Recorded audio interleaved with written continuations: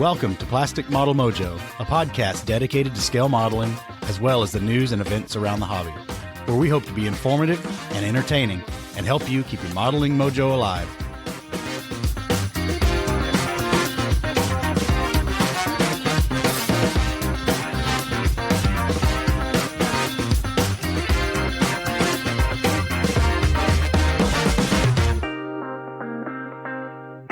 Dave, episode 76. We keep kicking it down the road, man. I'm telling you, we're gonna be another year in here in another 60 days or so. It's amazing. Well, we're not alone again tonight. Evan McCallum's back by popular demand. Yes, absolutely. Really that popular? Yes, and we apparently. We got numerous comments on having you back. And what I love is that Evan's playing through the pain tonight, which, pretty impressive for a modeler. Well, we'll let him start by telling what's been up in his model sphere. Well, my model sphere has been pretty light for modeling adjacent things. I had some dental work, which is always fun, so that kind of puts a drain on your mojo. But I mean, you get some time home from work, so you get some bench time as well. But it's just been plugging away at some builds and kind of making progress. It doesn't really feel like much progress towards a bunch of shelf queens and everything. So, yeah. It's modeling, though, so it's fun, right?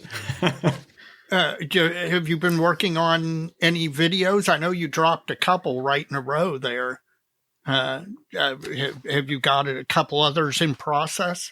I've got like 4 or 5 videos that are coming along, but all these projects are like frozen because they need aftermarket, and the aftermarket has to come from the Czech Republic or Hong Kong or something. So it takes 4 weeks, and then I have to start something else, and then it needs aftermarket, and then I have to wait, and everything is in aftermarket limbo right now. But I finally got the aftermarket for my T34 that I talked about in the last episode, so I can get back to working on that thing. Well, when are we going to see the next track video? It's never going to happen. Two of the ones I ordered finally showed up, and then Def Model announces 3D printed tracks. Yay! Oh my God. At some point, you're just going to have to say, okay, there'll be an episode 3 if more come out, but you know.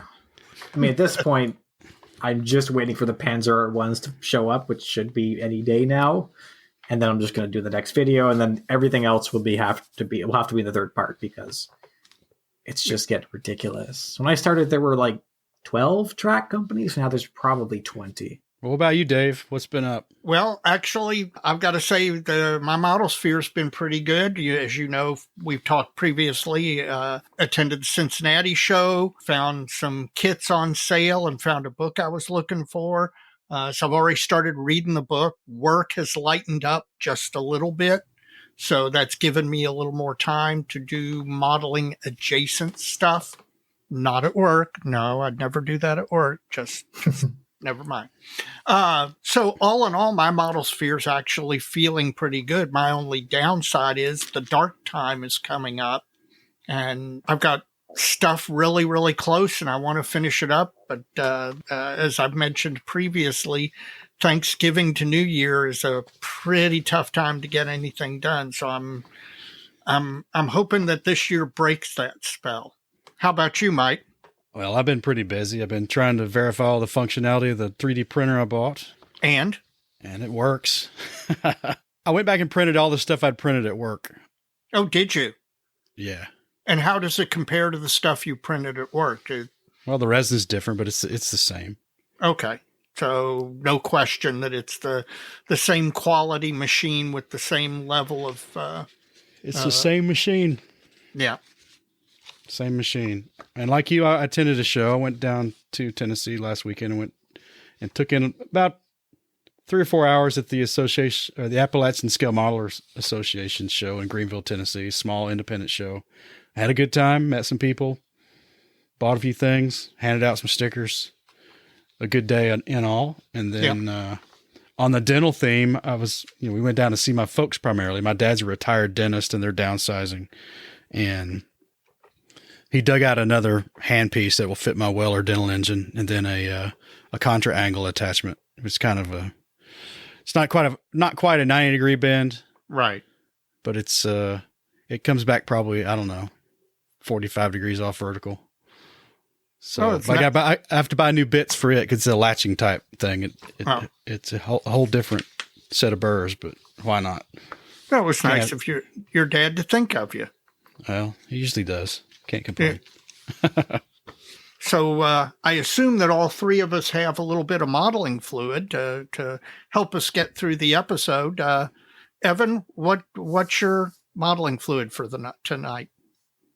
I have a Waterloo Irish Cream Stout. Now, I actually had this before, so I know it's good.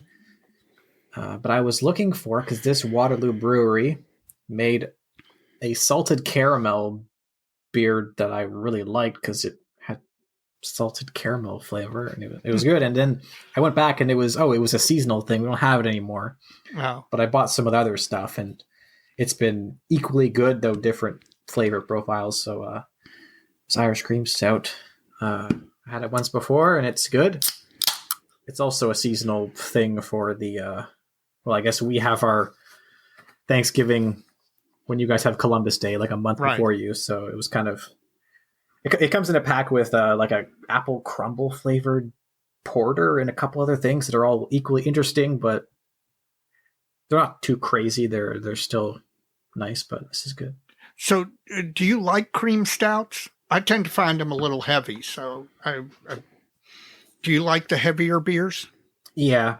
I like Guinness, but only when you get it at the pub. Right. Because when you get it in the little bottle and in the little can with the little dongus in there to make it have a head, it never works and it tastes bad. And when you get draft Guinness, I quite like that. Yeah. My wife agrees. This has more of like a vanilla, maybe even like a maple note. Well, it's in Canada. Everything has a maple note, right? There we go. It says bold flavors of creamy chocolate, vanilla, and brown sugar.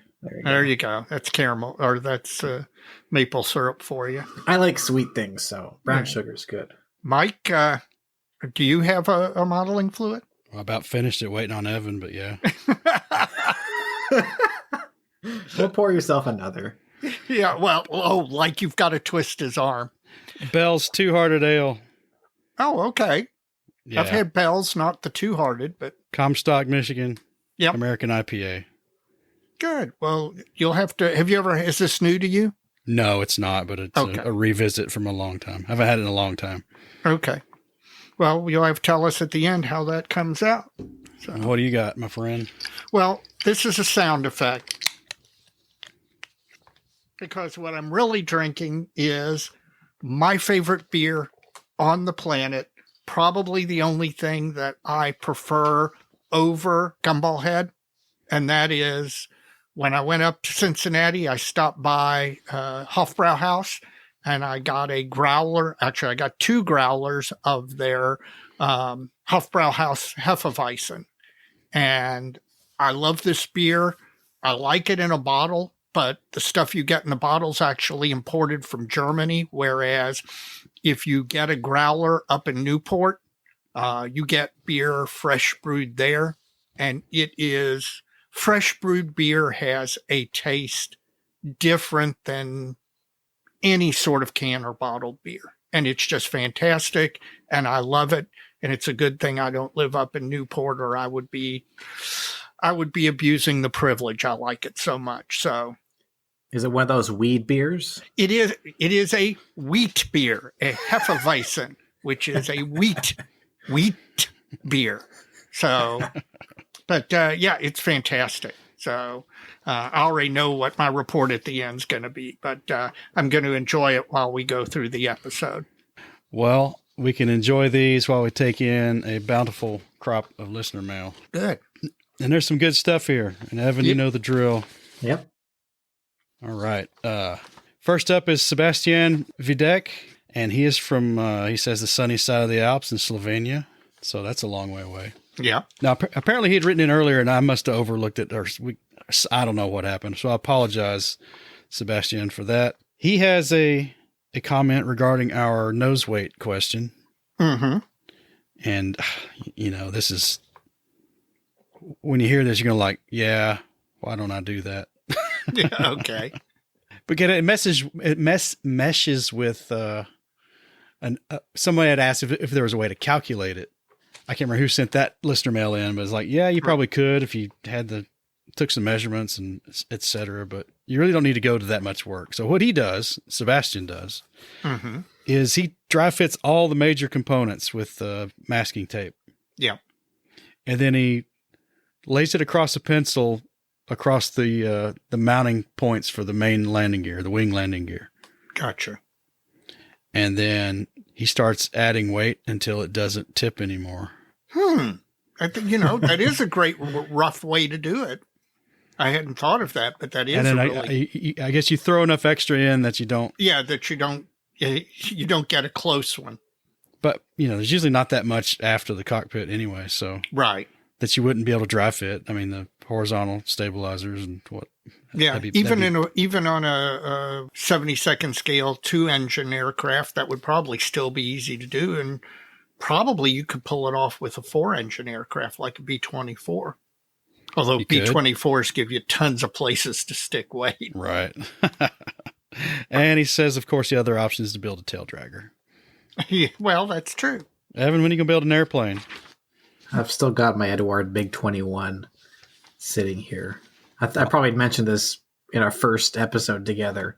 I was like, I'm eventually going to build this thing. And eventually I will. It's just, I got it because it's a subject that I will like to do, but it's 48 scale. 48 scale Edward MiG-21 MF with I think it's the boxing lets you do Egyptian and Slovakian. Yes. And yeah, the Slovakian one I like with the camouflage. It's all white and gray. Yeah. But I just have so many interesting Stug 3s and Panzer 4s and T-34s to do instead. Well, not only that, but they keep announcing new ones, so you'll never catch up. But the nice thing about the Edward MiG-21 kits, well, at least in 72nd scale, I'm assuming probably in 48th, in the instructions, they actually tell you how many grams of weight to put in to keep it from being a tail dragger. So, grams, not ounces? I think it's grams, given that it comes from Europe. So, but at least they tell you what the weight is. So that makes life easier on that one. Up next is Robert Perlman. I think he's from somewhere in Western Canada. I think. I could be wrong. I thought he was the guy that wanted to help out with Scott McPhee up there in the Great White North. He might have been. But we can't sort that out. At least not right now. We can later. He is looking for a decal set. And it's 48 scale, Dave, so you're not going to have it. Okay, that won't. Sorry, I can't help you with that. Aviology decals. Oh. 48002 subscript M. They're for Royal Canadian Air Force Beaufighters. Yes, I was going to tell you that obviously he is from Canada because that's aviology sheets feature Canadian subjects, and I don't have that in 48th, but when Jim Bates listens to this episode, and I know he does, he has some contacts and he might be able to help you locate one. So Jim, when you listen to this episode on Friday morning, because I know you do, see if you can help the guy out. And I assume this is TF-10s? Yeah, TF-10. TF-10 of the 404th Squadron, early to late 1944. It says his great uncle flew in this squadron and would like to do one of those aircraft. And he's collected all the aftermarket for the RCAF TF-10s armed with rockets. Yep. And he can't find the decals. Well, Jim should not only be able to at least assist him with looking for those decals. Jim has a lot of information on 404 squadrons. So he should be able to point him in numerous directions. Brandon Jacobs writes in regarding Winterblitz in College Station, Texas, January 21st in College Station, Texas at the Museum of the American G.I. Now, they're looking for a few more trophy sponsors to get that all wrapped up. I think, Dave, what I'm going to do is I'm going to forward you this for the show notes. Yeah. And then at some point between now and January, we're just going to get Brandon on here and let him tell us about Winterblitz 2. That's a great idea. I mean, they did this, their inaugural show was last year and it was a success and we'd like to see them continue that success. So I'd love to get him on here to talk about it. It's too bad it's so far away. I know. Especially for Evan. It's at a great little museum. Yes. Matt Schaefer from Mankato, Minnesota. I think that's Mankato. Okay, Mankato, Kato. Evan knows. Model railroading. Japanese locomotive manufacturer. Oh. Yeah. Oh, okay. Let's see. He's about an hour south of Minneapolis. So I wonder if he knows Steve and that gang. I would imagine. Well, he's about to spit his coffee out with my report to your little juvenile. That's what she said joke. Oh, why? Oh, that was good. Yes. But I will say that on a little higher plane of sophistication, Brian Dinklau from the Build Sideways podcast sent us a nice message appreciating the Dante's Inferno reference from the other joke. Yes. Yes. Now you realize all our listeners are listening to each episode twice and they're trying to go back and catch all the sly references and the musical references, all of that stuff. Well, they don't all have one, so they may be disappointed. Craig Everson from Sydney, Australia. Man, we're getting mail from everywhere. That's right. Who was it? Was it Derek Post was looking for hobby shops in Manley, Australia? Yeah, I think so. If not, Derek, whoever it was. You can go to, I guess. Somebody was going out of country for work. Right. We've got some URLs that I'll send to you, Dave. And okay. For all I know, it's too late. They're already traveling. But there's a hobby shop on the Manley side of Sydney Harbor called Northern Beaches Hobby Center. And if he wants to go into Sydney proper, there's a Hobby Co., which is in the Queen's Victoria building. In addition, Craig will be attending a show called Scale ACT the weekend of the 5th and 6th of November. So that's going to be the weekend after this episode drops. Yep. In Canberra. And that's where David and Ian from OTB are going to go and be there. So yeah, tell them howdy from the guys in Kentucky. That's right. And Canada. Yeah. Tony Faust, East Lansing, Michigan. It's almost where my beer's from. Yeah. Well, he said for a number of years he's been checking the IPMS site to see if any chapters had opened up near him, closer to him. And just last month, a show opened up in his area, just 10 minutes away. Great. That club would be club, not show. I said show, didn't I? Yeah, you said show, but you meant club. Would be CAMS, the Capital Area Modeler Society. They meet the first Thursday of every month at the Capital Area District Library, 401 South Capitol Avenue. Well, I'm glad he found a chapter. And you know what's weird is that if you go through and look at the list of chapters and when they have their monthly meeting, almost all of them meet once a month.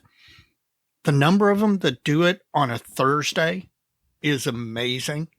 I don't know why Thursday is an open night, but that it does seem interfere with the weekend. Yeah, well, I think that's true. I think that probably Thursday night works because, the Friday, Saturday, Sunday tend to be occupied with family and stuff. So, but yeah, a ton of clubs, including our own, have their meeting on a Thursday. It's here in Ottawa that meets on Thursdays as well.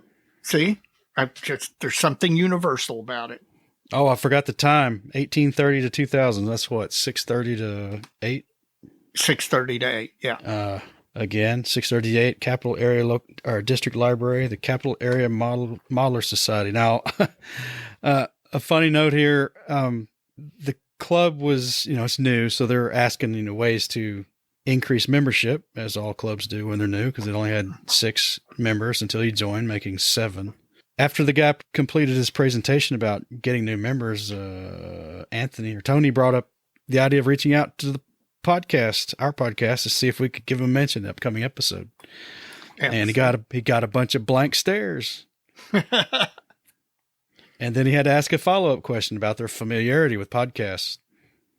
A couple members had heard of them, but had never listened to any. So he gave them the spiel on what that's all about. And Great. asked if we would mention this on our next episode. And we just did. Absolutely. And listen, this is exactly what I talk about when I do the pitch later in the show. There are tons of modelers that don't listen to podcasts, don't know anything about this aspect of the hobby. And the best way for us to get new listeners is for you to go to your local meeting and mention something about it and ask people, are they listening? And if not, tell them a little bit about it. So that really helps us. And I appreciate Tony doing that. In addition, Tony, you might reach out to IPMS USA's Director of Local Chapters. You can find his email address on the IPMSUSA.org website. They can actually give you a list of IPMS USA members within a certain radius of your club location and, put you in touch with those people or put those people in touch with you to help attract new people to your chapter. And he goes on to ask some technical questions about podcasting because he and a Marine Corps buddy of his have a podcast dealing with mostly reviews of military history books. Oh. It's called Odin and Aesop. Okay. Is the name of the podcast, and I'll give you that link. And Tony, I will address these technical questions privately in an email. Thank gosh they're doing a podcast about something other than modeling. Evan's going to start one. Yeah, that's right. He's got a YouTube channel. He's way more famous than us. He doesn't need a podcast, a lowly podcast. Man, this must be Michigan night. John Paisano from Bloomfield Hills, Michigan. He's got a lot of questions, and we'll go through these. And some of these we're going to defer to episode 77 when Dr. Strangebrush is back to talk about clear parts and canopies. But some of these we can talk about before then. Okay. Let's see. Do you use a manufactured paint mask whenever possible, Dave? Heck yes.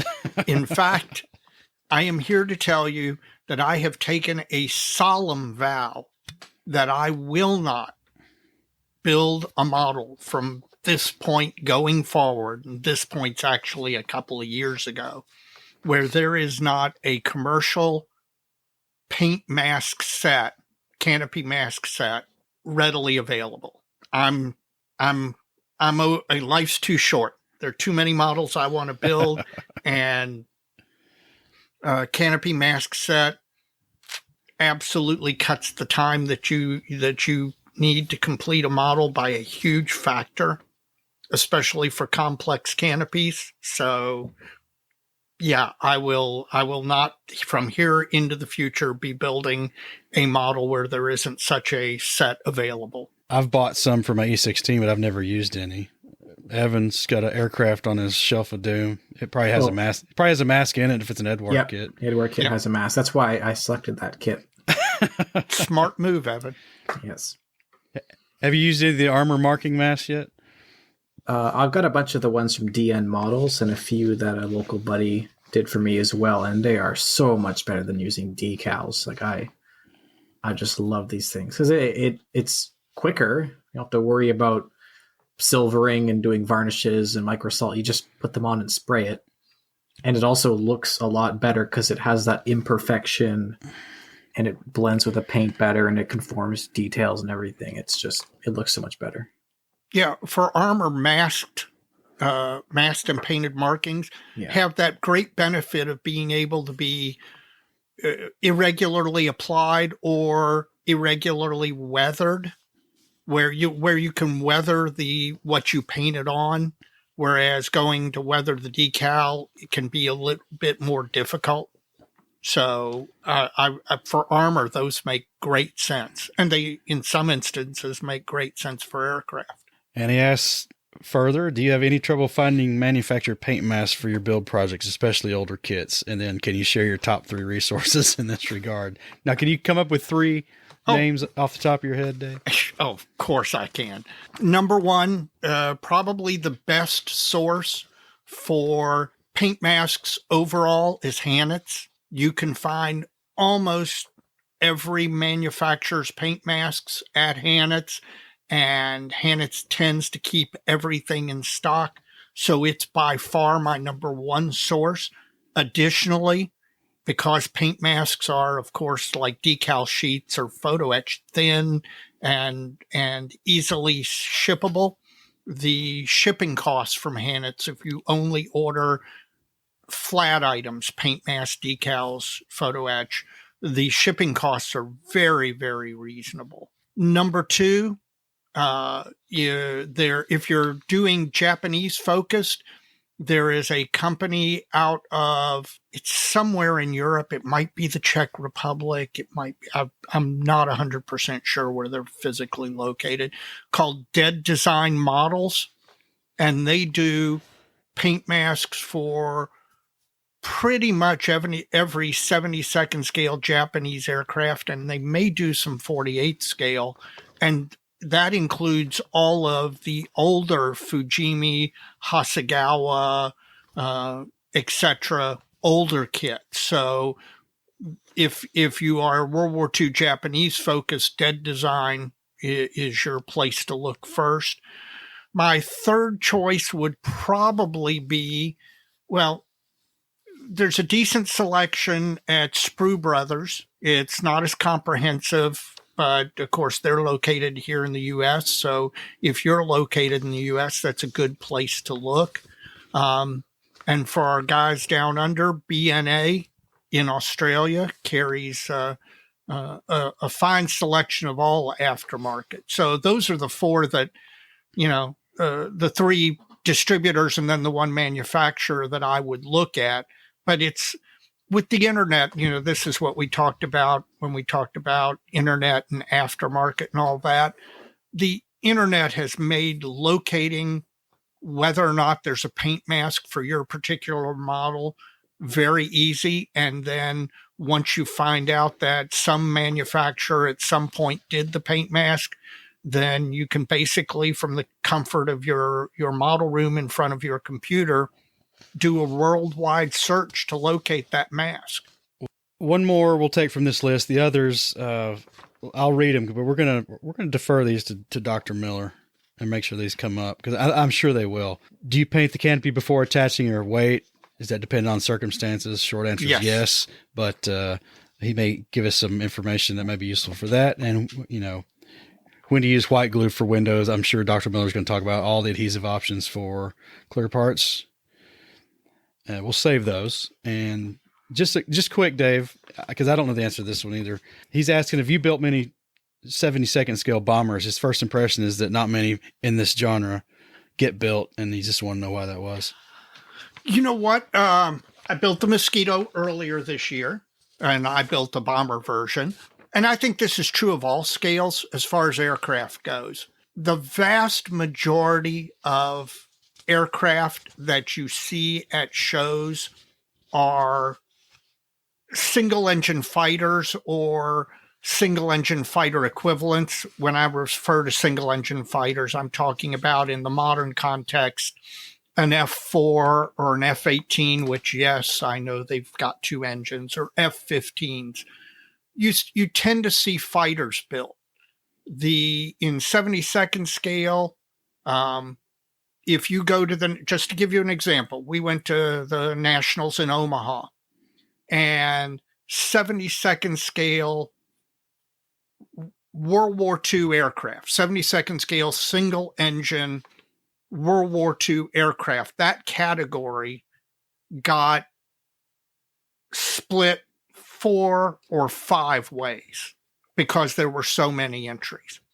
Whereas 72nd scale medium props, which are World War II bombers, etc., stuff like that, there may have been 1 split, but that tells you how many fewer models multi-engine aircraft get built. And I'd say it's a factor of at least 4 or 5 times less multi-engine aircraft than it is the single-engine fighters. And probably in all scales, it's a matter of project scope and size. Yes. Yep. I think that's absolutely true.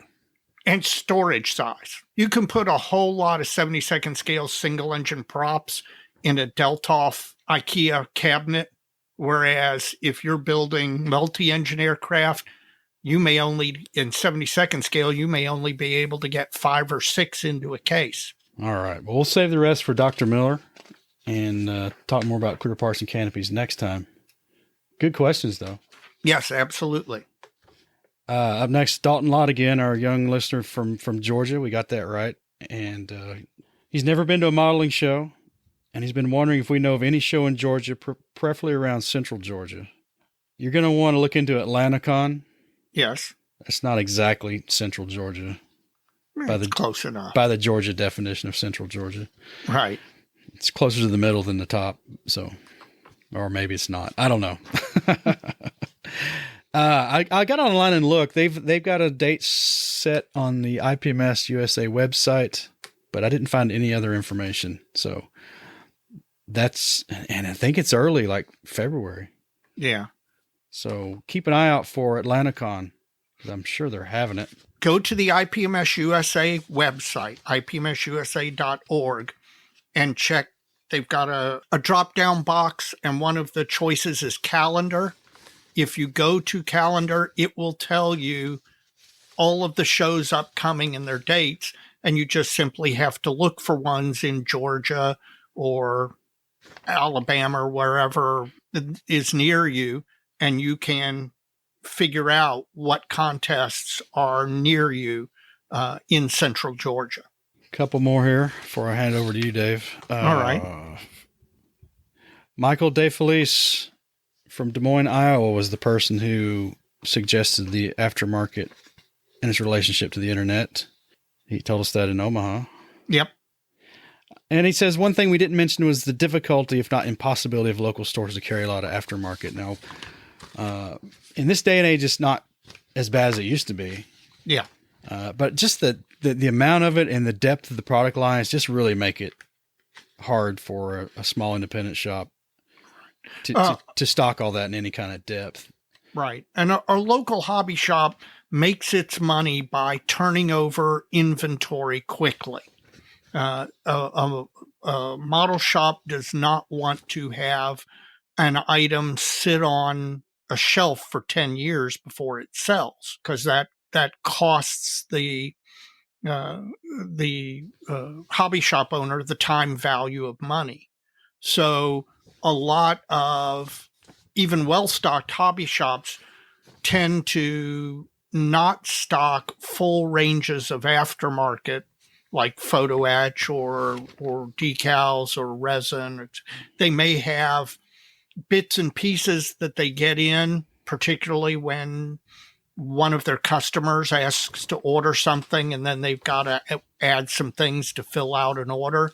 But yeah, it is really hard for the local hobby shop to carry a full range of aftermarket. But luckily, we have the internet, and between the internet and the electronic payment systems like PayPal or even credit cards, you can put your hands on any piece of aftermarket that's currently available just with a little bit of Googling.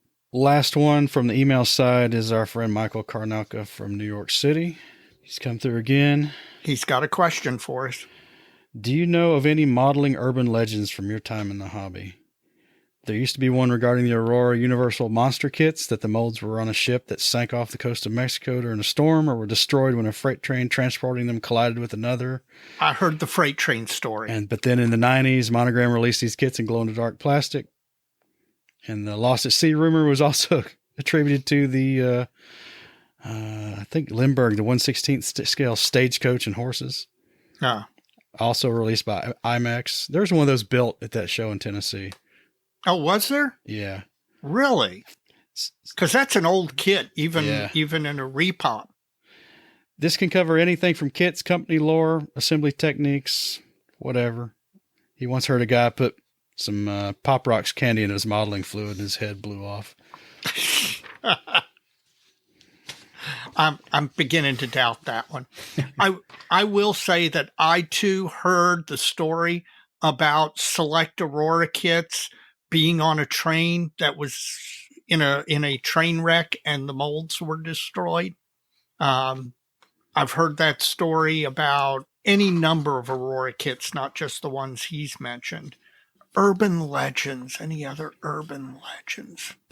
You got one, Evan? Oh, I'm a little young for these kind of urban legends you're talking about, but you mentioned extending to techniques and manufacturers and everybody else, and the only thing that I can think of is, always wash your sprues before you build the kit. And I understand that stems from older kits where they're covered in grease and everything. And right. Nowadays, kits have ejection molding lubricant to integrate into the plastic and all that stuff, so it's not really important to wash the sprues before assembly necessarily, because you're going to get more grease on them from your fingers than you would from lingering material from the factory. But I sometimes get a modern kit with like a big blob of grease that must have just dripped off of some kind of machine in the factory. So, I mean, it still has its select, applications today. Yeah, my attitude in regard to that, you're right, with the modern plastic formulations and all, quote unquote mold release agent is not really a thing anymore with modern mainline manufacturers. But I'm one of those people that, and maybe it's just a superstition at this point, but I am one of those people. It's like, it can't hurt. Yeah, no, I see that. There's no harm that comes from it. Right. Unless you're dropping parts down the sink, maybe. I don't know. No, I use a little bit of a Tupperware tub and warm water and a drop or two of Dawn for degreasing purposes. Drop them in, slosh them around, pull them out, lay them on a paper towel to dry off for a day, and you're good to go. And at this point, it's probably more of a superstition akin to wearing a certain jersey or a certain pair of socks when your hockey team is playing. Yeah. But no harm, no foul. It might work.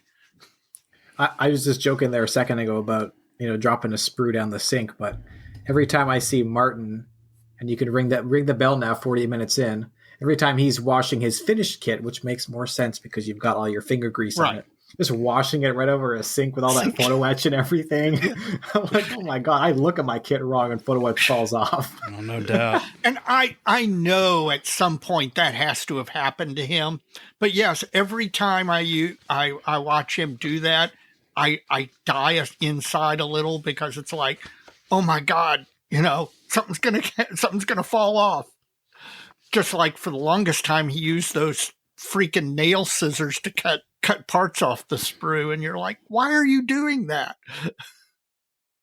Well, Dave, what's been happening on Facebook Messenger?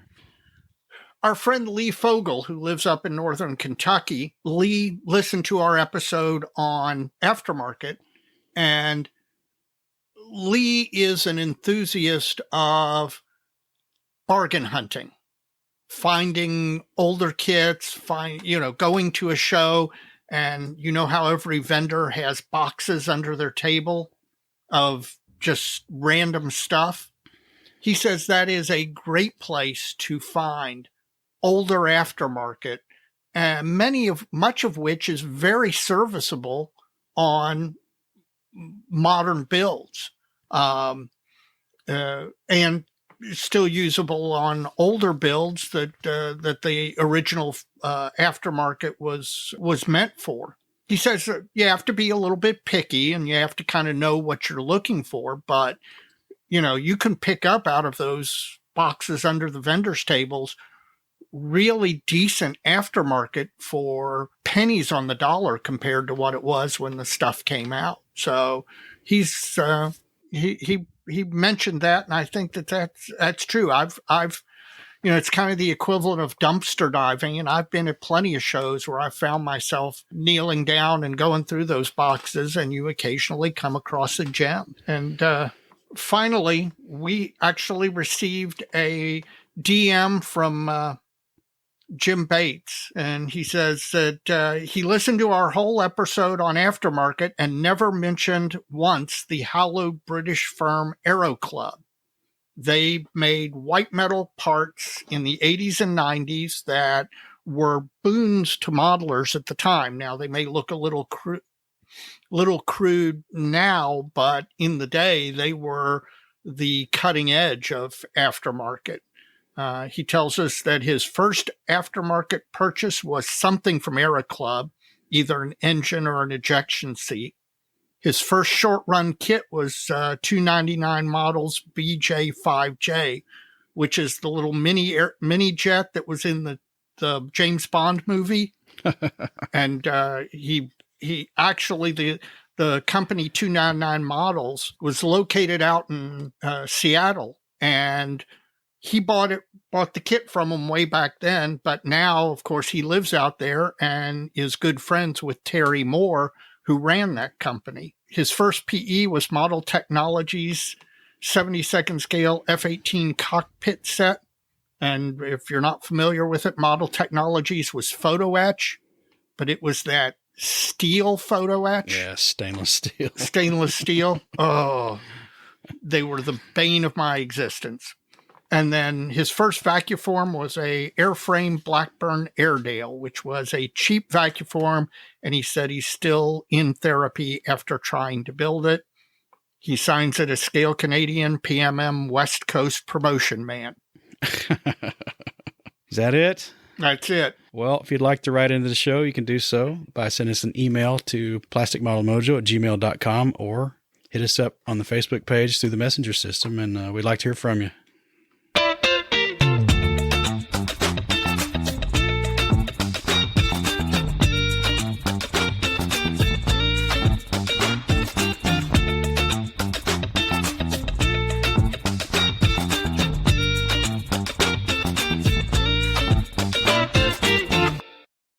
This is the point in the episode where I ask at the end of the episode if you would please, when you're done listening, go to whatever podcasting app you listen to us on, rate the podcast, give it 5 stars. And as I've mentioned in the previous segment, if you listen to us and you have modeling friends who don't listen to the podcasts or don't know what podcasts are, please take the time to educate them, help them out if they need help downloading a podcast app or finding our podcast. As I've said every time, the best way for us to grow as a podcast is for current listeners to tell people who are interested in this subject, but who aren't yet listening. So please do that. And after you've done that, please check out all the other podcasts out there in the model sphere at modelpodcasts.com, the consortium website set up with the help of Stuart Clark from Scale Model Podcast up in Canada. You can find banner links to all the other podcasts that choose to participate in this consortium with us at modelpodcast.com. In addition to podcasts, we've got some other creators out there, blog and YouTube friends. We've got Mr. Chris Wallace, a model airplane maker. He's got a great blog and a great YouTube channel. Stephen Lee, Sprue Pie with Frets. He's got a really interesting blog with lots of long and short form verbiage out there for you to take in on the hobby and his take on it and his builds. He's got all kinds of stuff out there, really. Jeff Groves, Inch High Guy, which I'm sure you saw in Cincinnati, Dave. Yes, spent a lot of time with him. Inch High Guy blog, all things 72nd scale. And we just heard Jim Bates, Scale Canadian TV. He's got a YouTube channel you're going to want to check out for a little humor on the hobby. And we can't forget our third chair host tonight, Evan McCallum. What do you got, Evan? Well, I make a YouTube channel, Panzermeister36, and I mainly look at painting and weathering and also some construction techniques for 1/35th scale armor, a lot of World War II stuff, but you know, everything's on there if it's interesting to me, and yeah, I just have a good time there. Mainly weathering, that's my passion in the hobby. And occasionally model railroad stuff. Like I said, whatever is my fancy for that video, I guess. There wouldn't happen to be any stud content on on that channel, would there? There's one or two videos. Okay. Yeah. Okay. Finally, as you know, ask you if you're not a member of your local or your national IPMS organization, IPMS USA, IPMS Canada, IPMS Norway, or IPMS Israel, whatever, wherever you happen to be listening to us, please consider joining IPMS. The national organization does a lot of things. Also, if you're a member of your national IPMS and you are interested in forming a chapter, reach out to the national organization. They have a whole lot of resources to help you form a local modeling chapter. All right, guys. Well, let's take a break here and have a word from our sponsor. Plastic Model Mojo is now brought to you by Model Paint Solutions, your source for Harder Steenbeck airbrushes, David Union power tools, and laboratory-grade mixing, measuring, and storage tools for use with all your model paints, be they acrylic, enamels, or lacquers. Check them out at www.modelpaintsolutions.com. Well, Dave, it's come and make it in Texas, and at the time of this recording, I have no idea how many days it is because I forgot to look it up. So go back to the last episode and subtract 14 days.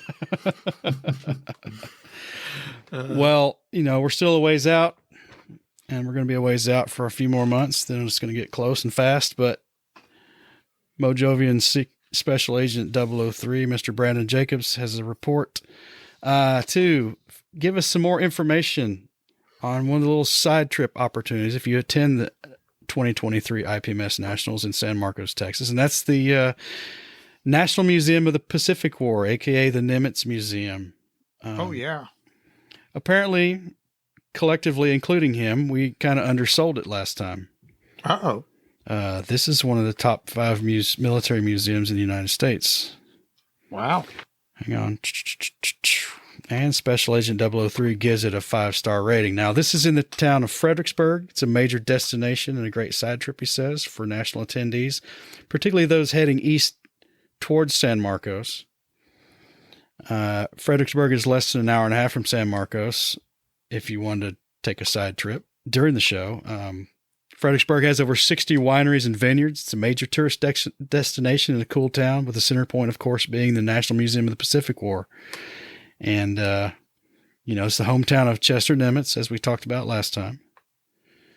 And yes, it's nowhere near the coast, but it's in his hometown.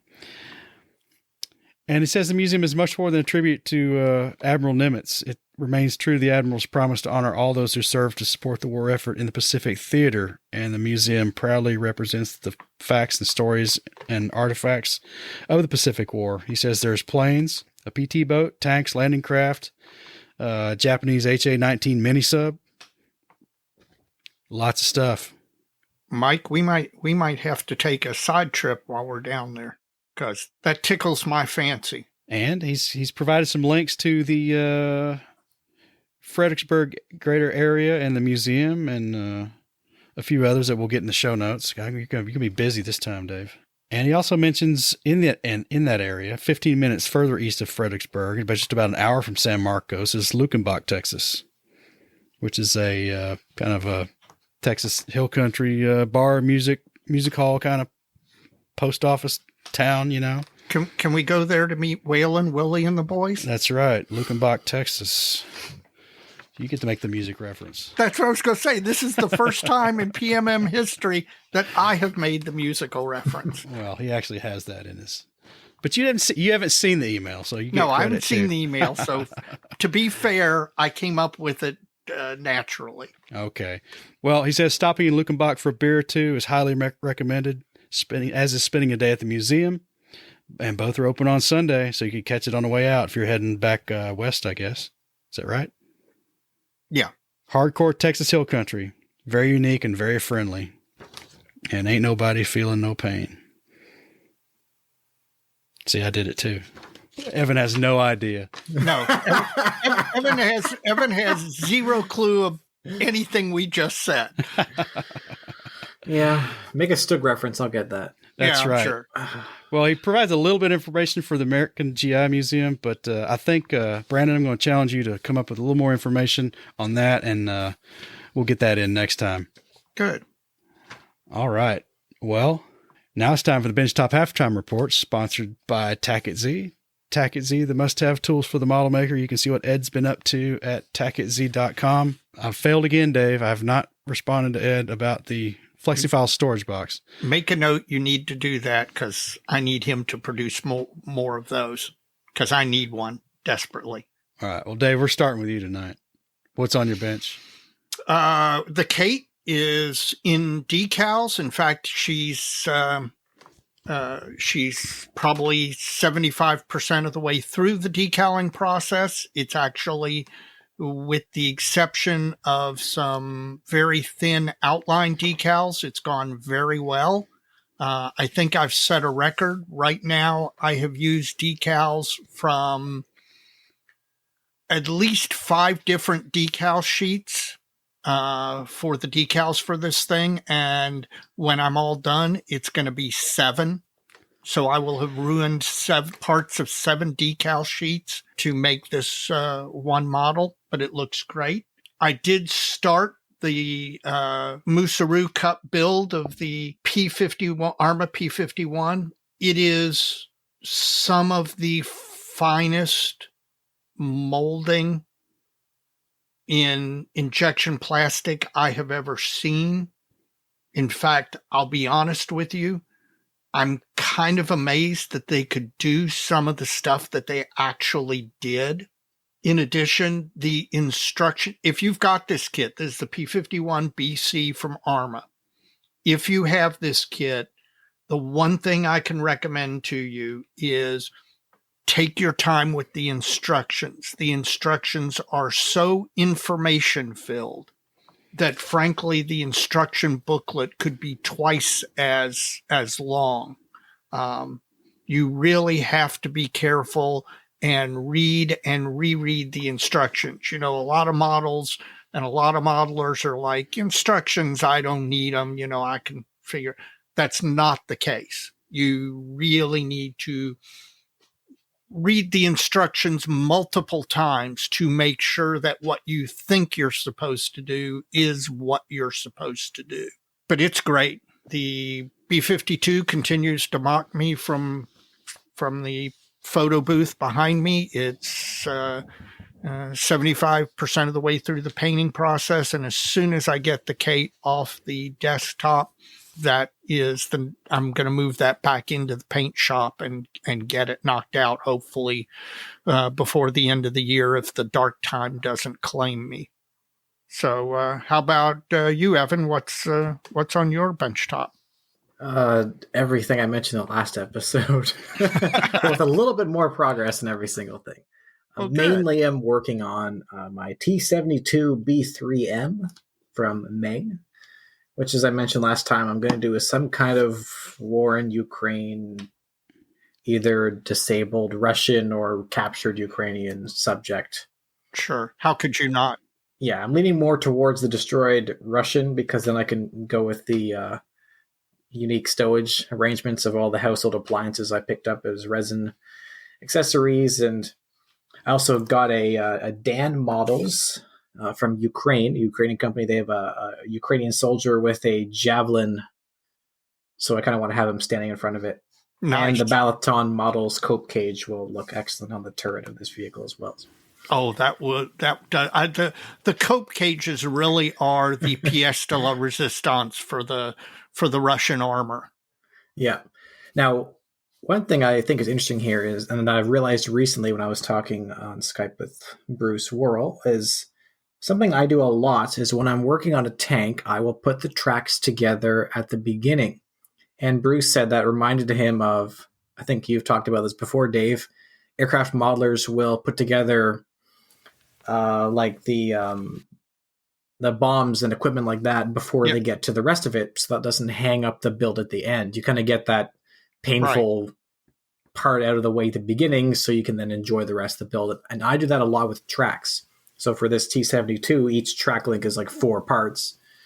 So you kind of got to, they're well engineered, and they actually go together a lot faster than some of the trumpeter multi-part track links, but it still just takes a little while to put these all together. And I've been putting together a lot of other tracks recently as well.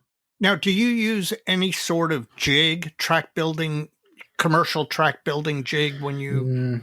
No. I, if I was older and I had, like, my vision wasn't as great and everything like that, and maybe Here we go. Rub it in. Rub it in. Now, sometimes they give you jigs. So, like, the Ryefield model will give you jigs. Yeah. For their Panzer 3s or Panzer 4 and Stug 3. And that was really useful when I was putting together their vehicle. And the this main kit comes with a jig, multi-part jig, because there's so many different, like I said, 4 parts that go in each track link. But that jig looked almost like it was going to be too much trouble. And these track links actually kind of click together because the end connectors are molded as a flexible plastic, kind of like polycap. Gotcha. So they just pop on, and I've had a lot of success just putting them together. Like, basically, you don't need glue; you click them all together. But I don't need the jig. It's almost easier to do without. I don't know, but I'm sure like they include the jig, so if that's your style, you can do that, and I'm sure it works. But I have not had a need for it.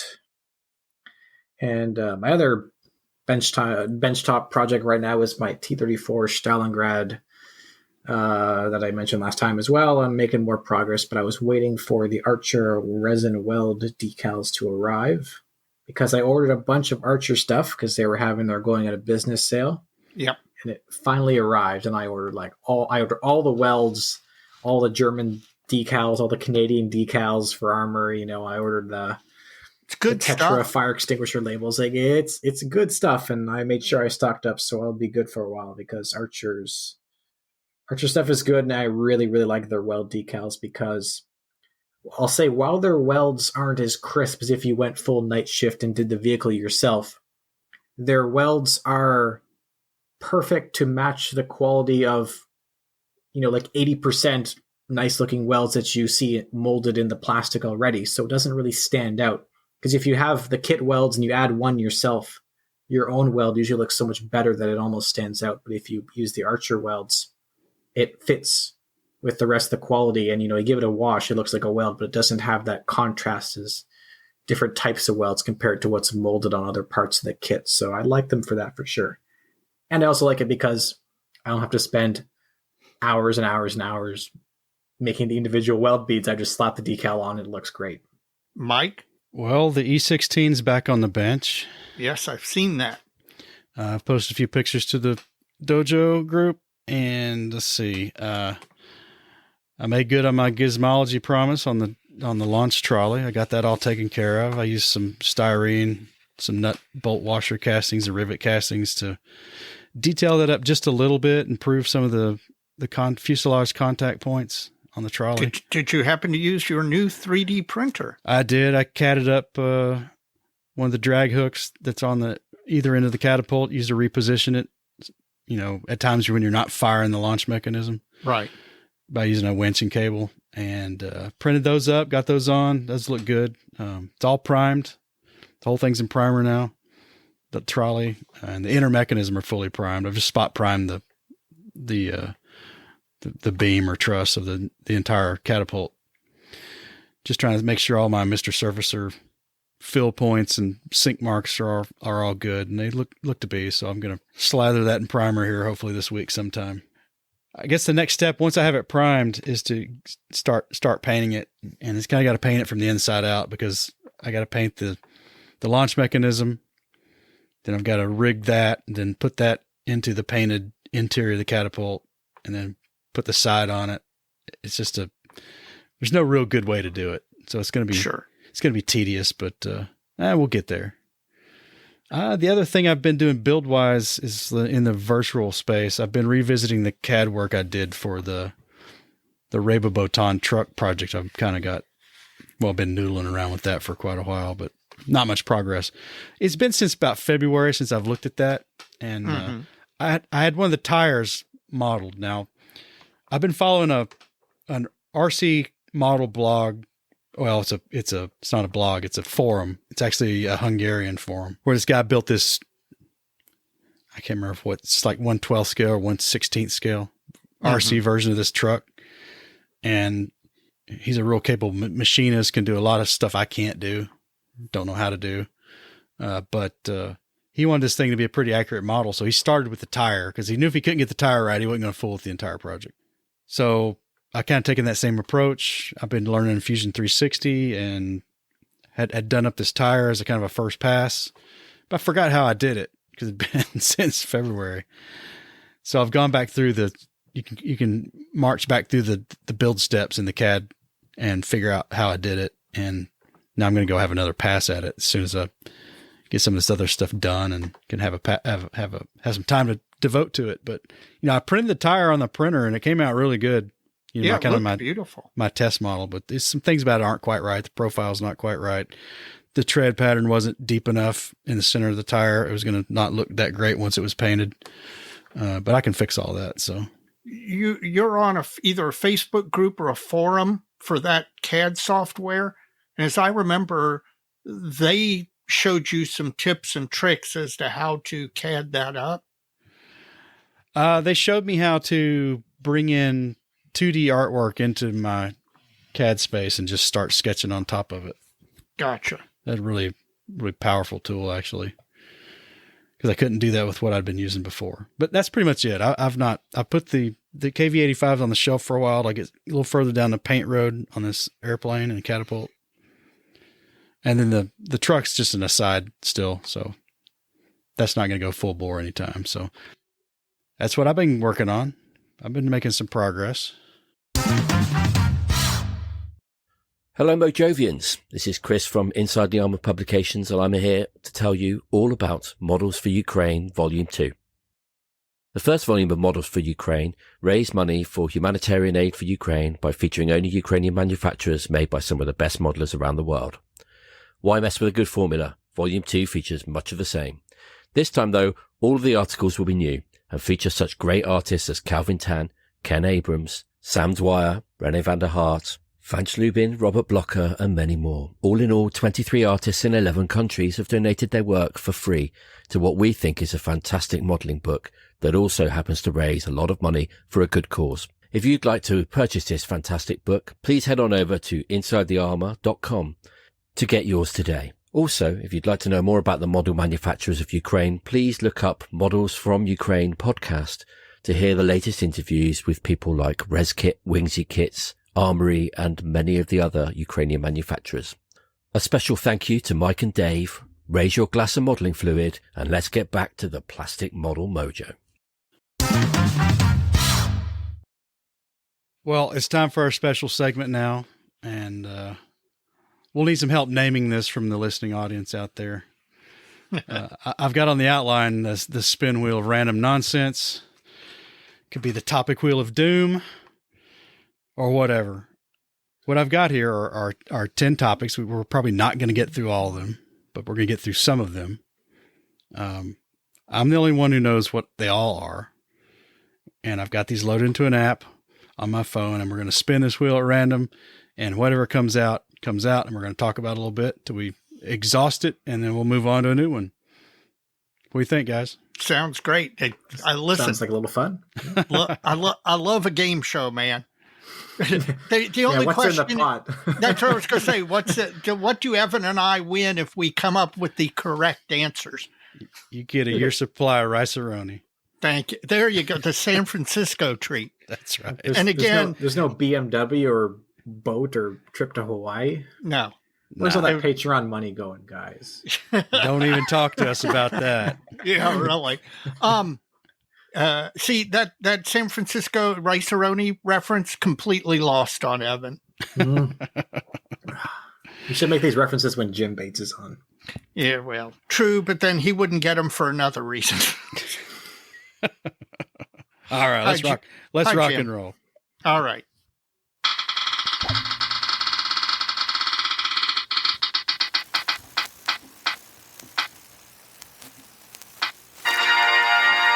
That was suspenseful. That was suspenseful. What's a maker you won't build? Period. Oh, that's easy. Mach 2. Under no circumstances, no way, no how, at no time, you could not pay me sufficient money to do so. Over to you, Evan. My instant reaction was to say Italeri, but I have built an Italeri kit, which was the Tamiya Italeri. It's an Italeri kit reboxed by Tamiya as the P40 Italian tank, and that wasn't too bad. And there are some Italeri kits that I kind of want to build someday, like some of their Auto Blinda and their light, like Italian. It's because they make interesting vehicles. Yep. But their kits also generally, I mean, they're getting better, but their kits aren't nearly as polished as some of the other companies. I don't know. I'll say I won't put a Heller kit, maybe. I won't put a Heller armor kit or anything like that.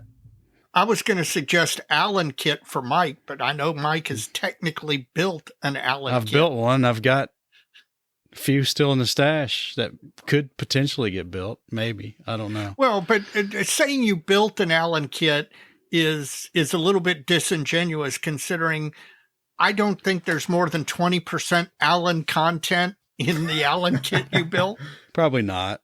You scavenged the Allen kit. I use the most useful parts. That's my mantra, though. I actually built the Italeri Auto Belinda in 72nd scale, and it's actually a really good kit. I was shocked. I don't know the name of it, but the one that is set up for the railway tracks, it's got the wheels. AB 41. 41, that's what I thought. Yeah, that one always catches my eye at the shows whenever I see it. It's usually like $15, right? But yeah, it's probably a half decent kit, and no one else makes that, right? So it'd probably be worth it for the build. I mean, I built plenty of Dragon kits that were horrible because they're lazy in how they rebox their stuff. I don't know. I haven't built nearly enough older kits like you guys have to know the suffering of some of those things. So I don't know if this is a question that I really know the answer to, but I've been spoiled with the golden age of modeling, because I started building kits 10 years ago at the oldest, right? Mike, did you notice how he slipped that knife in so I mean, you hardly even noticed. He just twisted the one he already had in. That's right. But I think he's got a good point, Evan, with the Italeri. Some of those Italian subjects are pretty good, and maybe being an Italian company, they put a little more effort into those, possibly. Yep. But if you go back to the late 90s when they came out with a Panther A. Oh, well, that's a notorious kit. And then there's some Tiger tanks they did, and the Jagd Panther, and they're just all categorically subpar. Well, didn't you build their Puma? Yeah, I did build their Puma. But that kit's older. That kit's a lot older. That kit's from the 70s. Yeah. So that one you kind of knew what you're getting into. I mean, you get one of these new, like the Panther, the Tiger tank that's got the cheesy little half engine you drop in the back, and the turret split along stupid lines, and the tracks are 4 pieces. And yeah, you're talking about kits that are twice as old as I am. So yeah. He did it. Going a little deeper. I was going to say he did it again, Mike. I hope you come to nationals, man. Yeah, really. Well, I think we've all established what we won't build. So we're going to spin the wheel, man.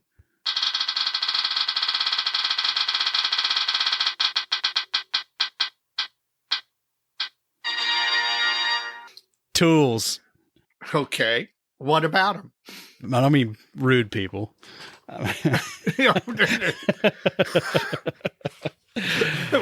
We could go on at length about that. That's right. Okay.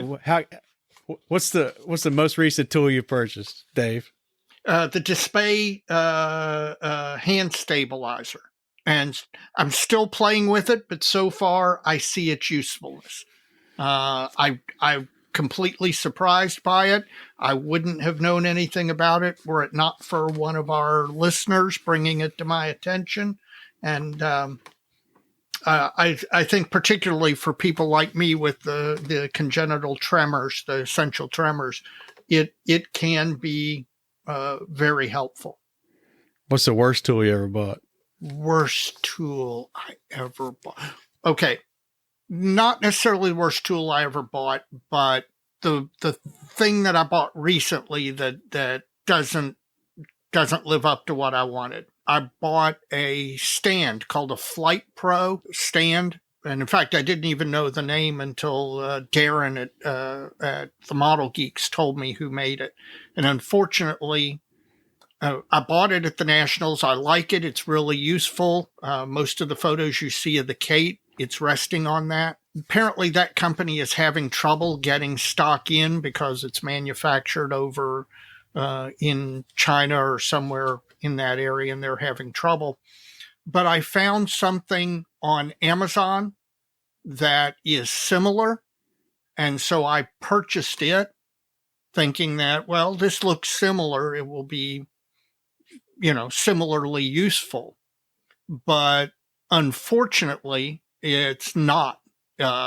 The end caps, the silicone end caps, are not the same as the ones on the Flight Pro thing, and the arms, the adjustable arms that you adjust to get to the point where you're going to sit your model down on it, are about twice as long, and so your model is hovering way up in space off the table.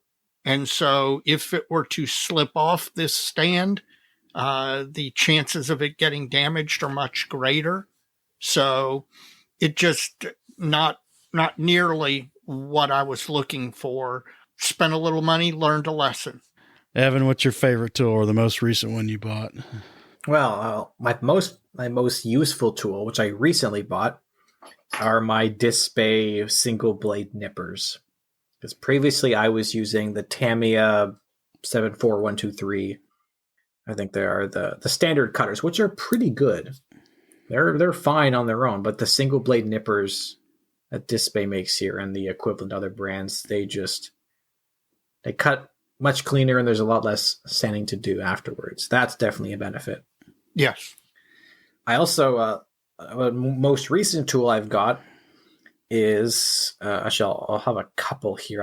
I'll be quick though. I've got a Hobby Mio, which is a brand from Indonesia. I maybe the Philippines. I don't know. Somewhere in East Asia that isn't China or Japan. Hobby Mio.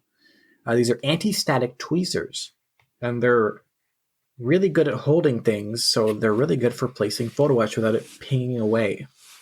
So I really like these. And the truly most recent thing I've got, because I haven't actually used it yet, is black super glue and debonder. Black super glue is fantastic.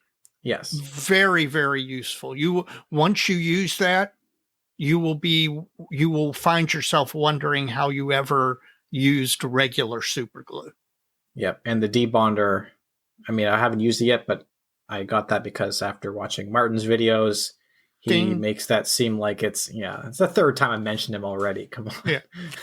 He makes it seem like it's a very useful tool for cleaning up the excess, and you always end up with a little bit of extra CA somewhere. You have to kind of scrape it off. It's a pain in the butt. So this might help make everything a little cleaner in the photo etch. Is it the VMS stuff? Yeah, these are both VMS. Okay. The VMS debonder, I am here to tell you, I ordered, Mike and I did a VMS order together, and I got the debonder, and I've used it.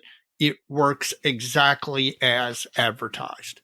Perfect. Easy to clean up the excess and does not affect the bond of the part to the super glued part at all. Well, Evan, what's your worst or most disappointing tool? Off-brand X-Acto blades from a number 11 knife. from China, right? From somewhere. I don't know if it was even that level of quality. I've got a box of 100 that I wish I hadn't bought myself. Yeah. I think they're the floor sweepings from X-Acto. It's the leftover stampings from where they actually make the blades. Yes. Well, I guess it's my turn now. My most recent one is gonna be the Form 3 printer I bought, and of course right now it's my favorite because it's brand new. And it wasn't cheap. It was cheap for what it is versus paying retail for it. But and my self-imposed rationale for that was I wanted to buy a tool, not another hobby. Yeah, because I watched some of these guys tweaking these slicers and the settings and all this stuff, and they're going back and forth, and it's like, man, I don't want any part of that. So I'd use this printer at work. We have 2 of them just like it at work. So almost no learning curve. I knew exactly what I was getting into. The user interface is super easy. It does everything for you, or you can edit it, what it did for you to do it yourself, or you can start from scratch, like with the support structure and stuff. I got this thing in. My brother shipped it up here to me. I had it out of the box and ready to go in like 15 minutes. I mean, that's hooked onto my network and everything. Ready to go. And I had a print on it within hours of that. And it came out fine. So that's a tool. That's not a hobby. So hopefully we'll get to see a lot more use of this thing. I'm going to be certainly using it on the Ray Botan project. And who knows what else? I don't know yet. Evan, go ahead and start making a list of things you need Mike to both design and print for you for future project. Maybe if you can find some files for 3D printed tracks, maybe he can print a bunch of those for perfect. you. I will give it a shot. All right, Mike, what's your least useful tool? Don't say me. I tell you, it's kind of a collective of several hand tools. I think just about, can't even assign a percentage to it. 75% of the small hand tools I've ever bought from Micromark. Yes. Micromark branded stuff has always just things you don't end up using. You don't mean? end up using, and they're not that great to begin with. Yeah.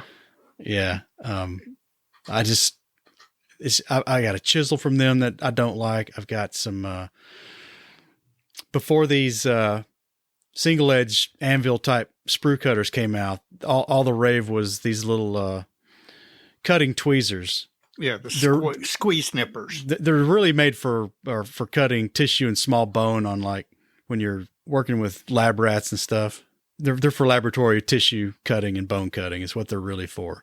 And Utica is a Swiss maker of tweezers, and they had some that some model railroad company was making, and those were all the rage. And I got some of those, and then I saw Micromark had some for like, a third of the price or even less. And I got those, and they're so stiff you can hardly close them 4 or 5 times before your hand needs to rest, and they're bigger, so you couldn't get a fine cut. They just weren't the same thing. Clearly they just capitalized on a trend and made a knockoff, and it sucked. And there's probably 2 or 3 others that I've bought that just never live up to the expectation. So that's what those are. Mike, I can remind you of one. What's that? Do you remember your conversation with John McIntyre about tweezers? Oh yeah, don't buy cheap tools. Don't buy cheap tools, particularly cheap tweezers, because you get tweezers that don't match up. The tips don't match, and yeah, some of the inexpensive tweezers have gotten better since then. But yeah, my go-to pair of tweezers for the past 5 years before I got these Hobby Mio ones was a pair of tweezers that are like no brand on them, and I got them for $2 at the 2017 show in Chicago, whatever, the World Expo. And they've held up really well. Like drop them on the floor and everything, and they just bend it back. Like they've held up well. But I've got countless tools that just sit in the back. Like when you mentioned your Micromark tools, I was looking in the back here at all the, like I've got like palette knives and tweezers and pliers and stuff I never use. I've got a red Tester's tube glue. I don't know why. but by the same token, Evan, when you need a particular tool, there might be a tool. I've got lots of them. Look, I'm a tool freak. I'm a sucker for the latest and greatest tool. Yeah. But, there are plenty of tools that I may use once a year or once every 2 years. But when you need that particular tool, there's nothing else that will do. Yes. All right. We beat that one to death. Time to spin the wheel.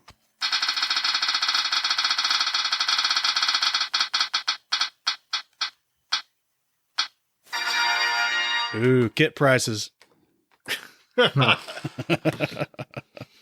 Too much, not enough. Disparities. There's a lot of those. Let me start first, then I'll let you two talk about armor, because armor's a completely different world. All right. In kit prices in aircraft, Yeah, there are some, especially high-end manufacturers, new kits. Dora Wings jumps out at you. 72nd scale Pilatus Turbo Porter, $55 for a single engine, not that big transport aircraft. There are some manufacturers that just, I mean, they're high quality, but they're not cheap. Although then again, they're Clear Prop. Again, they make some great stuff. Their Sonia, their A5M4. It's not overpriced. I'm not going to argue it, but it's not super inexpensive. But then again, in the aircraft world, we have manufacturers like Airfix. Their new stuff, at least until the recent price rises because of the price of oil and the price of shipping.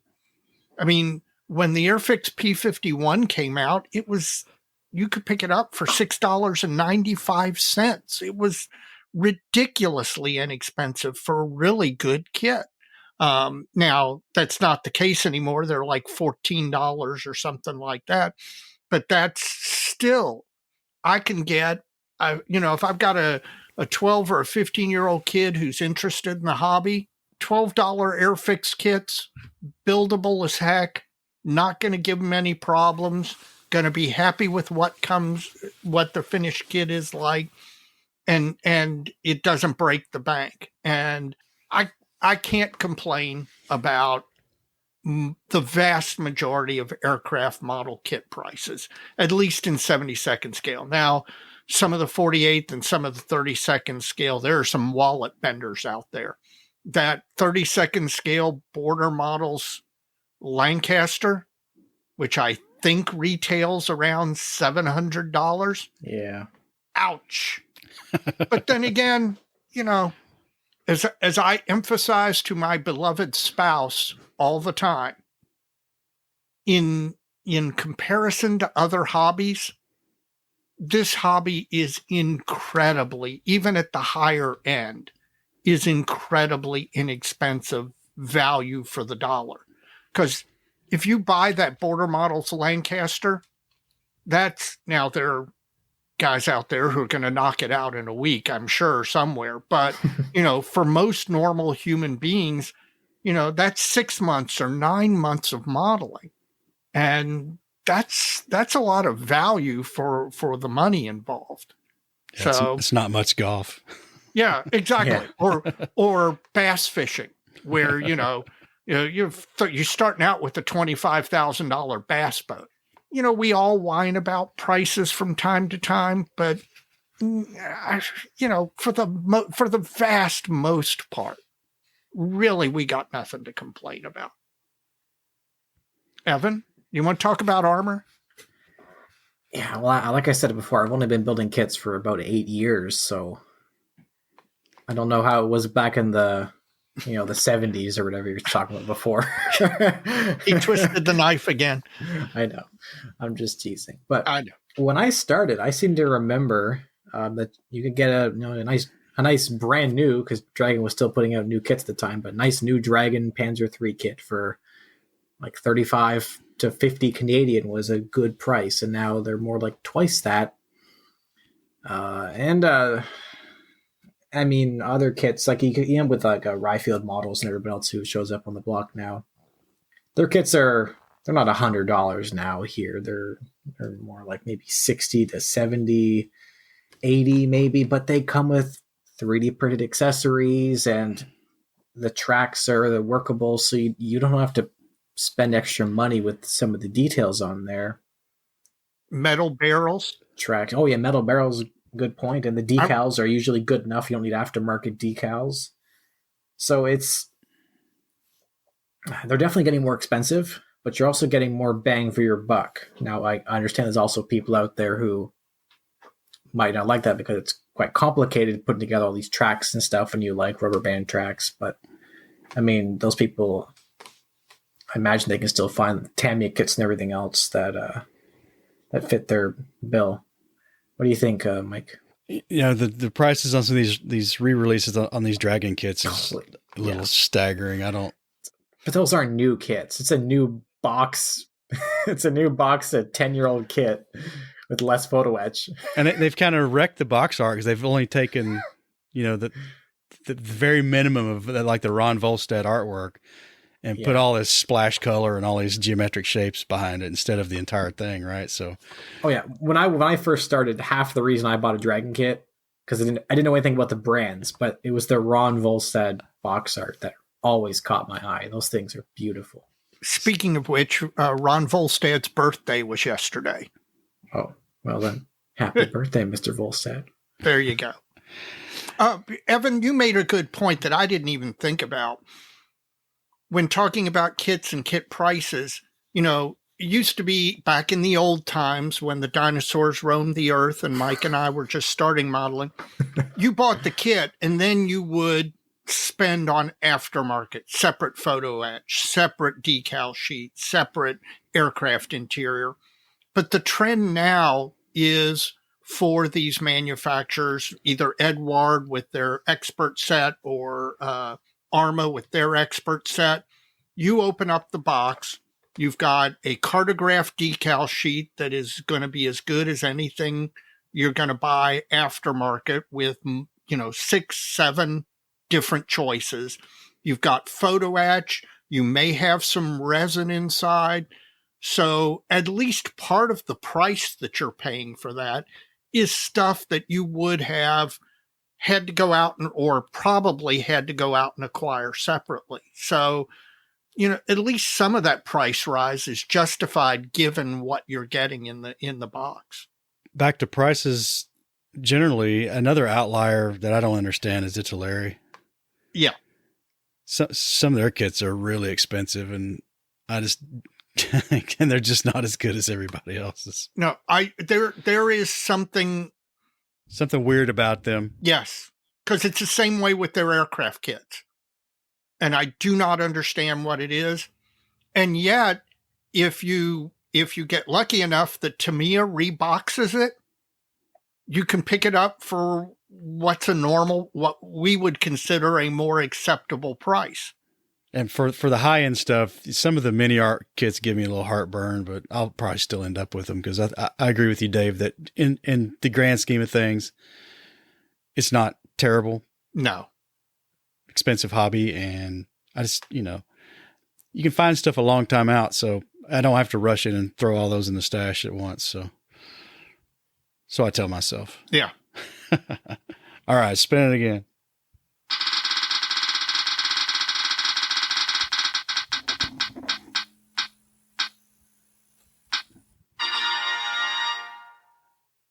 Is there a correct color? No. Next spin. Evan?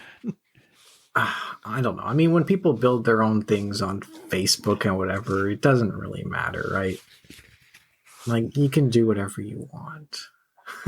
Well, when it comes to my own builds, I fret about the details and about, like, I kind of riv account myself, but I don't really care if you make your Panzer Gray blue. I mean, I might kind of go like, well, that doesn't quite look how I would do it, but whenever somebody does a blue Panzer Gray, they still weather it really well, and it's an interesting piece in the end.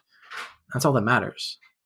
I think for me, I try to find a ballpark color, and then once you weather it, it's going to shift it up or down anyway. Yeah, exactly. So I don't get the point. Yeah. I don't get the point of the dead match.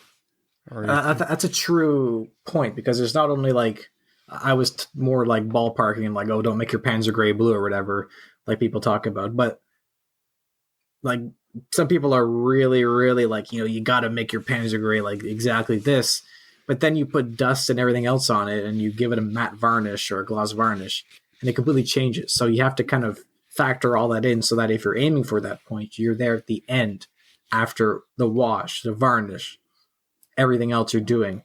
And it's also like when you look at a picture of like, we all know, like, okay, maybe the vehicle was supposed to be this color, but you look at a photo and it's covered in dust, like you're kind of like, it's very hard to nail down. Like if you're going for it covered in dust, maybe it doesn't matter so much. And if if your reference is covered in dust, how are you aiming for that specific color underneath with such accuracy? It's like you said, David, this is a touchy subject. But one of my favorite examples, Mike, as he's mentioned previously, is collects military. He has a lot of uniform pieces. The variation in color of German field gray or American olive drab or whatever is fascinating. It is just, I mean, the spread is so wide, you wouldn't take the two colors on the end and you wouldn't assign the same name, olive drab or field gray, to the colors on the end of that uniform spectrum. Another point that's kind of interesting that it harkens back to when I was decorating a lot of model railroad equipment.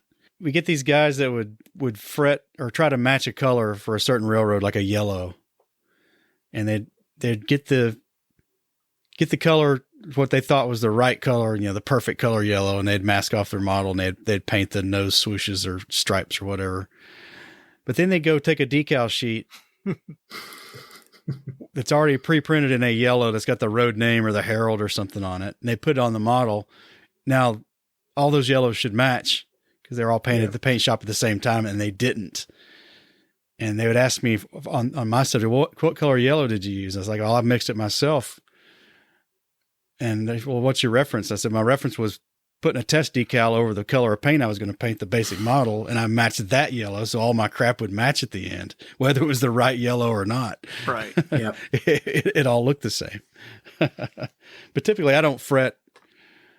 I aim for a ballpark that looks about right, and it's going to weather up or down one way or the other. You're going to chase these RAL colors or these federal standard numbers? Yeah. To the T. That's a starting point for me. Yeah. Yeah. And you can do that. You can say, okay, I want FS 36495. Okay. Because that's a good starting point color. But, and even if that's what supposedly the prototype was actually painted in, you can want a paint that's as close as you can get to 36495. But given everything that modelers do between modeling and shading and pre-shading and post-shading and weathering, if it happens to be a little bit off of 36495 to begin with, it doesn't make any difference by the time the model's done. Yeah, as long as you're in the ballpark and you're happy with your model at the end, yeah. I was joking about the Panzer Gray being blue, but when I last did my last German gray tank, I lightened the Panzer Gray with a bunch of XF18 medium blue so that it would then weather back down to a nice gray. But, I put blue at Panzer Gray, sue me. Yeah. All right. Spin again. Yep.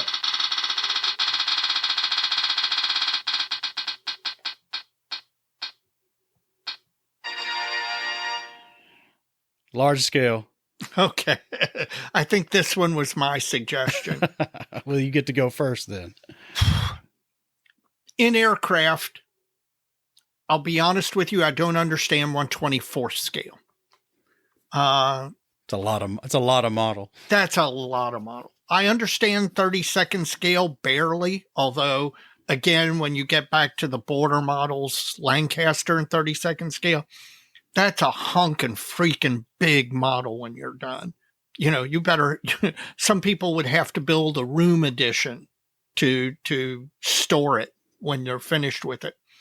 But the reason I suggested this was 1/16th scale tank kits. Yeah. Here's my difficulty with them. I have rarely seen a 1/16th scale tank kit built up that didn't have some toy-like aspect to it. It's like both in aircraft or armor or any subject, there seems to be a limit at which if you blow it up beyond that point, it no longer looks like a model. It looks more like a toy or a museum representation. And yeah, there's like an uncanny valley that appears. Evan, that's exactly what I was going to say. There is an uncanny valley at a certain size where it doesn't look right. And 16th scale armor is that thing for me, and 24th scale aircraft is that thing for me. Now with cars, who knows? Maybe it's 1/6 scale or what. Maybe with figures, it's 1/4, whatever. There is a scale for each subject at which it hits that uncanny valley. Go ahead, Evan. I think it depends on the subject, because at our auto show that was here a month ago, there were one of my local buddies here. He had a motorcycle he'd done in like 1/4 scale, like not 1/48, like 1:4 scale, and that thing looked like it was a real motorcycle for a gnome or something. Like it looked so good, and it was almost like a labor of love because he was into motorcycles in 1:1 scale, and he'd put all the detail into that. Right. And when it comes to 1/16 scale armor, when I saw John Bonanni's 1/16 scale Shug at the Nats, that looked really, really good. And I'd be hard pressed to tell that apart from a 1/35 scale if you just saw a picture of it based on how well he painted and weathered it. With the 1/16 scale armor, I think it mainly comes down to some of the kits themselves are almost like they just took the 1/35 scale and blew it up and didn't add any extra detail in terms of the rivets and the welds and everything. So that kind of blobbiness of some details is much more apparent when it's twice as big. That's a good point. But I also, when it comes to the big 1/16 scale kits, I don't find them attractive because they'd be so big. They would take up they would exceed my 1 scale or my 1 square foot of clear bench space, first of all. And where would I put them? They're going to each take up 1 block of my detail shelf where I can otherwise put 5 or 6 tanks. I envy you if you have 1 square foot of model bench space. I wish I've got like 8.5 by 11 of clear building space on a 13-foot bench. I tell you though, it looks like this scale's going somewhere with Andy's hobby headquarters. I mean, yeah. Oh yeah. I'll be anxious to really see these kits built up. I mean, I don't think they're for me just because of the size and the scope of the project. God, I think even Jim Bates bought this Sherman tank. He did. And I will tell you, 32nd scale, 20 years ago, there was very little 32nd scale aircraft. And it was all over the place. And if you go to an IPMS Nationals now, like going to Omaha, and you walk down the 32nd scale aircraft table, and there will be Phantom after Phantom after F-18 after F-15. And these are not small models, but there are a dedicated group of modelers who really, really love that scale. And I think that's why that particular scale in aircraft has grown so much. Yeah, when I'm at a show, I think I spend the most time, in terms of all the aircraft subjects, I spend the most time looking at 1/32 scale jets mainly. Yep. Because they're so big, and usually people have got everything opened up, and you can really see all that detail work that they've put in there. As an aerospace engineer, it's kind of like a fascinating thing for me, right? So. And I would say it's somewhat equivalent to 35th scale tanks. The level of detail is very, very similar. You can cram a lot of detail, or you can really go crazy with working tool clamps and stuff on 35th scale armor And with 32nd scale aircraft, you can have the canopy opened up and all that cockpit detail. And I think there's a little bit of an interest equivalent from the attraction to the eye standpoint. One last thing I want to mention here is when it comes to the 1/16 scale armor, it can depend on the subject, because I wouldn't build a 1/16 scale King Tiger, but I would build a 1/16 scale Panzer I or the Japanese tankette that TACOM also makes, because that is roughly the same size as a 1/35th scale King Tiger. Like, Sure. it's not that big because that tank is a 2-person tankette. Right. It's kind of in the same ballpark as a very large 35th scale. So there's quite a wide range. I think that's the same thing with aircraft. Like, you could build the Border Models 32nd scale Lancaster, and of course that's way bigger than a Phantom, or even a World War II fighter would be much smaller than a Phantom. Yeah. Mike? One more? We're going to try one more. Wait a minute. What Yeah. did you say about scale? Did you comment? I just thought that Andy's Hobby Headquarters was going to... That's right. It's a bender to the genre. I think we're going to see some really nice kits and some nice figures to go with them. And again, it's probably not for me at that size, just because of the project scope. But I'm real curious to see where this goes. All right. Spin it one more time.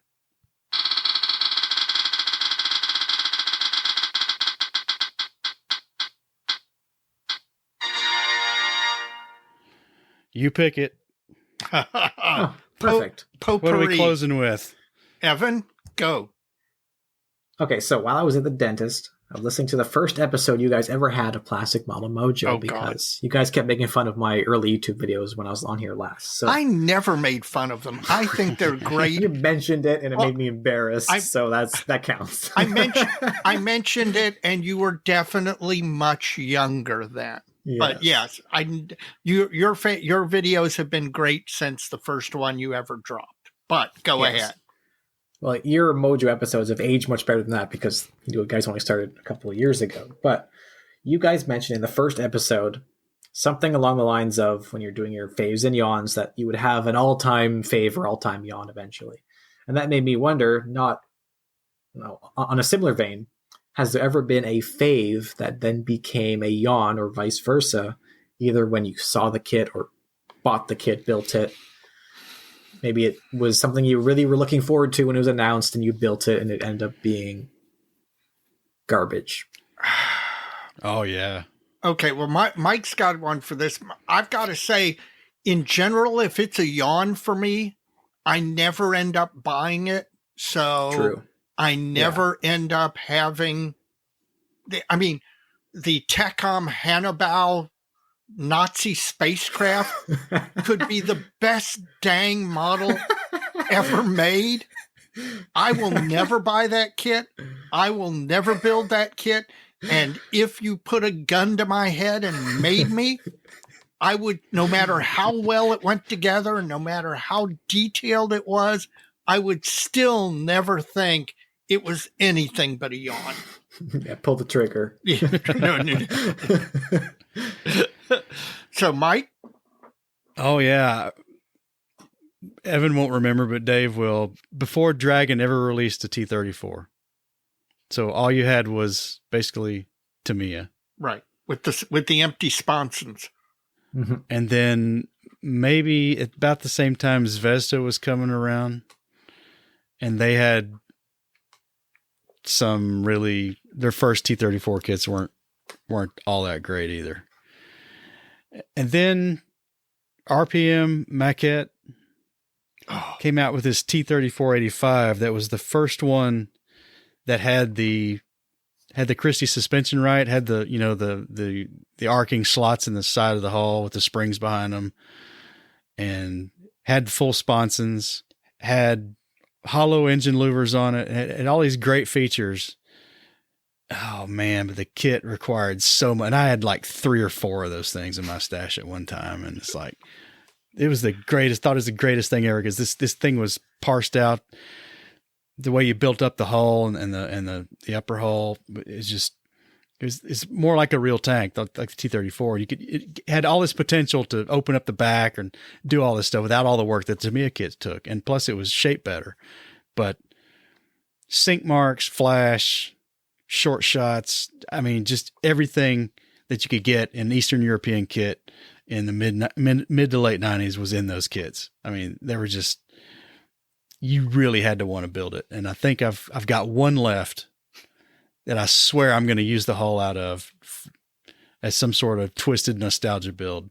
But those turned into a yawn real fast. After I started getting into one of those to actually build a T-34 based on their parts, it's like, man, this thing is terrible.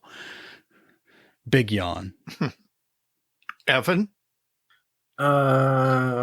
Dragon's T-34 in Stalingrad 1942. Wait a minute. Isn't that what you're building now? No, I'm building the 1941. Oh, world of difference. There it Actually is. It's one that fits together. Okay. Exactly. Because when I didn't know any better because I bought that kit. I bought the German boxing of it with the Panzer III turret bit on the back and everything. But it's the same kit in the end. I bought that because I really wanted to build that. The iconic Stalingrad T-34 is the 42 model, which has the chiseled gun mantlet, and it's got this much simplified turret and steel interlocking welds and the steel wheels and everything like that. And I was like, yes, I can finally build it. I got the kit for a decent price, and then the upper hull doesn't fit. It's like, what are you going to do? So that thing is a paint mule for me. Like I just immediately lost all mojo when the two critical parts of the hull just do not go together. Not at all. I mean, well, they can, but it's a lot of, you got to know where to massage there's a lot it. of flexing of plastic involved. I can't remember. It's been done before, but yeah, it's. I want someone to redo that because that's the iconic T-34 is the Stalingrad desperation. Like that symbolizes what the Russians went through or the Soviets went through in that war. This 1942 Stalingrad vehicle is the symbol of their struggle and eventual overcoming. Like this tank is bare bones, but it still works. You want it coming out of the factory unpainted, right? Effectively, yes. Yeah. But there's no kit to make that properly. This 41 that I'm building is a much better kit. It's not perfect, but you can actually build it, and I've been enjoying it, but it doesn't have the chiseled gun mantlet and then you're locking wells. Like it's not the epitome. Well, it's not an epitome when it's so simplified as that thing is, but it's. I kind of wonder, given the renaissance that we are currently experiencing with the Stug. Now there are currently a lot of T-34 kits out there, and a lot of good T-34 kits out there. But there are apparently, like you're mentioning about the Stalingrad 42 T-34, there are still a lot of holes to be filled. I kind of wonder if we're going to, at some point, experience the same thing with T-34s that we did with Stugs. A lot of these companies have done a lot of the 85 millimeter. Like, right. There's been a lot of the versions. Riffield Model's done a bunch of those recently. They're kind of working their way back, so I'm hoping that they're going to do the 76 because I find the T-34-85 to be not exactly an attractive vehicle, much like I find the Stug 4 to be an unattractive vehicle. While I love the Stug 3, I love the small turret 76 millimeter T-34, but I don't like the 85. So, have you ever seen a T-34-85 in person? Yeah, we got one at our local museum. Okay. There was one. Now they've moved all the armor down to Fort Benning in Georgia, but when it was all up here at Fort Knox, there was a Korean War T-34-85 in the museum that had voids in the turret casting that were so big you could put your fist into them. Yeah. And there's no way to tell somebody how rough that casting was. It was just amazing. And I've always thought you would want to do that, but God, it would be really hard work to put that kind of cast texture on that turret. All right, we've covered a lot of ground. That was kind of fun. That was. I did enjoy the wheel of Wheel of whatever. The wheel of misfortune. whatever. The wheel of misfortune. Oh, that's good. Well, maybe that's it. That's it. Congratulations. The wheel of misfortune. I like that. All right. Well, let's have another sponsor break and we'll get back with our modeling fluid wrap up. You got it. Getting the right size base for your model, diorama, or vignette can be difficult and time-consuming. Bases by Bill has the solution with their all-new custom-size display bases.